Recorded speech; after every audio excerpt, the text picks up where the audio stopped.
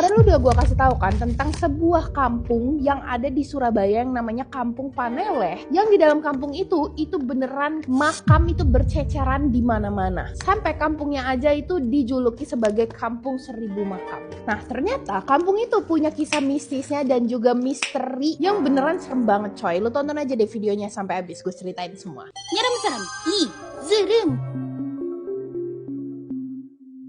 Seperti yang udah gue jelasin di video sebelumnya, di dalam Kampung Paneleh itu tuh ada 15.000 makam yang udah lebih dari 700 tahun yang lalu, guys. Dari era kerajaan Majapahit sampai Indonesia dijajah itu ada semua makamnya di situ, guys. Petinggi-petinggi bangsa Belanda, Asia, semuanya itu ya ada di sana. Sampai pengikut ajaran Islam Sunan Ampel itu juga dikuburinya pada di sini, guys.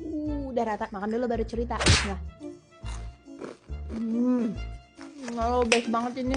Nah, di dalam desa ini makamnya itu tuh bentukan dari batu nisannya tuh berbeda-beda, guys. Kenapa bisa beda-beda? Karena itu disesuaikan dari siapa yang dikubur di situ, dari pangkatnya, jabatan, dan juga keluarga.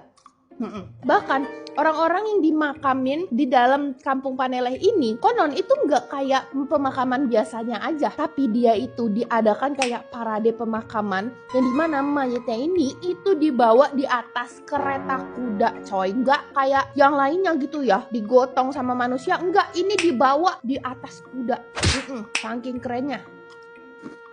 Nah, biasanya yang diginiin itu tuh orang-orang petinggi Belanda yang dikuburin di pemakaman TPU Belanda yang ada di kampung ini, guys. Nah, dari sinilah nih kisah-kisah horornya itu ada. Juga ada kisah jin raksasa berambut gimbal bersayap, bayangin.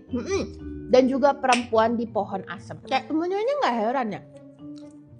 Menurut lu itu udah banyak terjadi di kampung ini? Enggak, coy. Ada gangguan-gangguan goib lainnya yang kalau lu denger ceritanya pasti lu kayak shock gitu ya, karena sebenarnya kayak di luar akal gitu loh, guys. Tapi gue ceritain, tonton aja sampai habis. Dengan langkah-langkah kuda juga di sekitar makam Nyai Rokaya Cempok yang dulunya ini Nyai Rokaya ini itu tuh pembantunya Sunan Ampel, guys.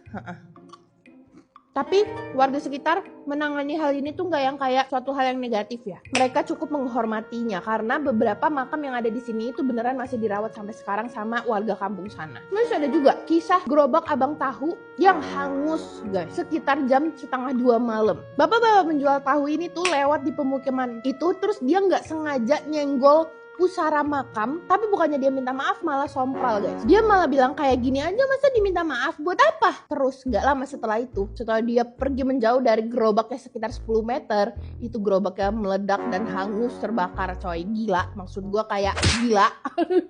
Nah, itu juga jadi salah satu alasan kenapa sampai sekarang makam-makam ini tuh masih dirawat dan benar-benar dihormati, guys. Tapi gue salut juga sih, keren sih. Satu kampung tinggal bareng sama makam yang ratusan tahun ada di sana.